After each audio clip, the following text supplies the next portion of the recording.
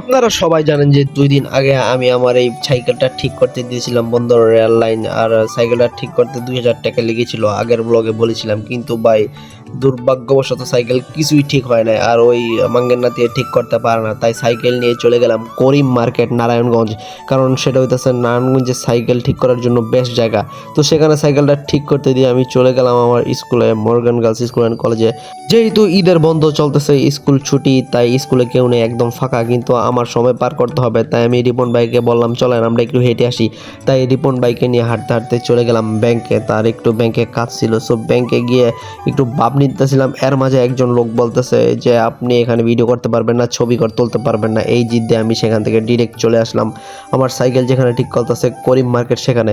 তো গিয়ে দেখলাম না, এখনও সাইকেল ঠিক হয় না, অনেক সময় লাগবে। মামা বলতেছে 2 ঘন্টার মতো আরও লাগবে। পরে আর কি করার, রিপন ভাই চলে গেছে স্কুলে। এখন আমার আর অপেক্ষা করা ছাড়া কোনো ওয়ে নাই। তাই আমি দাঁড়িয়ে দাঁড়িয়ে দেখতেছিলাম মামা কিভাবে সাইকেল ঠিক করে। তো 4 ঘন্টা পর সাইকেল ঠিক হয়ে গেল। আর বিল আসলো 2830 টাকা। যাক, তাও তো সাইকেল ঠিক হয়েছে, এটাই আমার কাছে অনেক ভালো লাগতেছিল। সাইকেল ঠিক করা শেষে বাসার উদ্দেশ্যে রওনা দিলাম। আর স্কুল ঘাট দিয়ে পার হওয়ার সময় একটা সেলুনের দোকান দেখলাম, সেখানে চুলটা একটু ঠিক করে নিলাম আর নিয়ে ডিরেক্ট চলে গেলাম আমার বাসার গেটে।